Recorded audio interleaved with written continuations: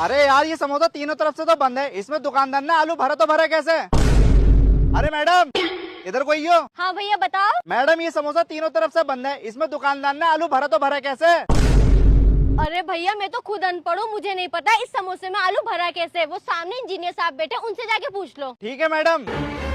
रुक जा बेटा, मैं देवों के देव महादेव हूँ। मेरा वीडियो को लाइक सब्सक्राइब कर दो। 5 दिन के अंदर खुशखबरी मिलेगा और कमेंट में हर हर महादेव लिख दो। अरे इंजीनियर साहब एक बात पूछनी थी। हाँ पूछ। मेरे ये समझ में नहीं आ रहा ये समोसा